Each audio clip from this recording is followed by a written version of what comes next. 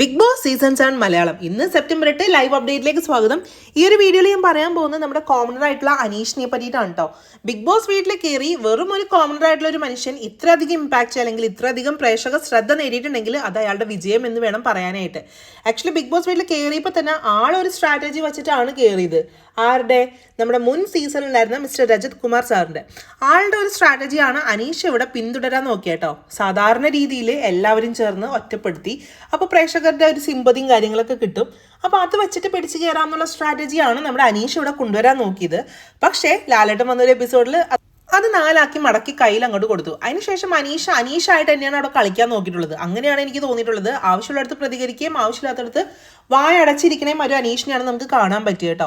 Screen സ്പേസിനെ പറ്റി അത്ര അങ്ങോട്ട് ബോധേഡ് അല്ലാത്ത പോലെ എനിക്ക് തോന്നിയായിരുന്നു. നിങ്ങൾക്ക് ചിലപ്പോൾ വേറെ അഭിപ്രായമെങ്കിൽ ജസ്റ്റ് ഒന്ന് കമൻറ്റ് ചെയ്യാം. അപ്പോൾ അതൊന്നല്ല ഞാൻ പറയാൻ വന്നത്. ഇന്നത്തെ വീഡിയോയിൽ നമ്മുടെ അഭിലാഷ് ക്യാപ്റ്റൻ ആയേക്കാണ്.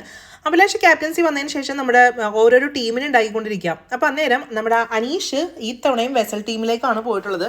അപ്പോൾ ഇത്തവണ ചേർന്ന് എല്ലാവരും കൂടി പറയുന്നുണ്ട് അനീഷ് വെസൽ ടീമിൻ്റെ ക്യാപ്റ്റൻ ആയിരുന്നിട്ട് ഒന്നും ചെയ്തില്ല, ഒരു കാര്യം പോലും ശ്രദ്ധിച്ചില്ല എന്നൊക്കെ ഉള്ളത്.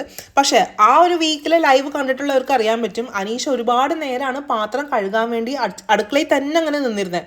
പക്ഷേ ഇന്നത്തെ ഈ ഒരു എപ്പിസോഡിൽ എല്ലാവരും ചേർന്ന് അനീഷിനായിട്ട് വളഞ്ഞിട്ട് ആക്രമിക്കുകയാണ്, അനീഷ് ഒന്നും ചെയ്തില്ല എന്ന് പറഞ്ഞിട്ട്.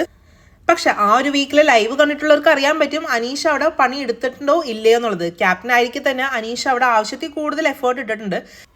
വൈൽഡ് കാർഡ് അടക്കമുള്ളവരാണ് പറഞ്ഞത് അനീഷ് ഒന്നും അവിടെ ചെയ്തില്ല എന്നുള്ളത്. എന്തായാലും അനീഷ് അതിനെതിരായിട്ട് തന്നെ പ്രതികരിച്ചിട്ടുണ്ട് കേട്ടോ. അനീഷിന് നല്ല സ്ക്രീൻ സ്പേസ് ആണ് ഈ ബാക്കിയുള്ള മണ്ടന്മാരൊക്കെ കൂടി ഒരുക്കി കൊടുക്കണേ. എന്തായാലും അനീഷ് തകർക്കട്ടെ. പ്രേക്ഷകർ അനീഷിന്റെ കൂടെ ഉണ്ടല്ലോ. അടിപൊളി പ്ലെയർ ആണോ അനീഷ്. എന്തായാലും ആദില നൂറൊക്കെ അനീഷിനെതിരായിട്ട് തന്നെയാണ് അവിടെ സംസാരിച്ചത്. ബിഗ് ബോസ് വീട്ടിൽ ഒരാൾ പോലും അനീഷിനെ സപ്പോർട്ട് ചെയ്തു വന്നില്ല. ഒരാളെന്ന് പറയാൻ പറ്റില്ല, നമ്മുടെ നെവിൻ വന്നു കേട്ടോ. നെവിൻ പറഞ്ഞു അനീഷ് എല്ലാം ചെയ്തിട്ടുണ്ടെന്നുള്ള രീതിയിൽ അനീഷിനെ സപ്പോർട്ട് ചെയ്തിട്ട് തന്നെ നെവിൻ സംസാരിച്ചത്.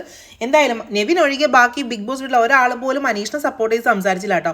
എല്ലാവരും അനീഷിനെ പേർപ്പസ്ഫുള്ളി ടാർഗറ്റ് ചെയ്യുന്ന പോലെയാണ് ഇന്നത്തെ ഒരു ലൈവ് കണ്ടപ്പോൾ എനിക്ക് തോന്നിയത്. നിങ്ങളുടെ അഭിപ്രായം നിങ്ങൾ എപ്പിസോഡ് കണ്ടതിന് ശേഷം കമന്റ് ചെയ്യാം കേട്ടോ.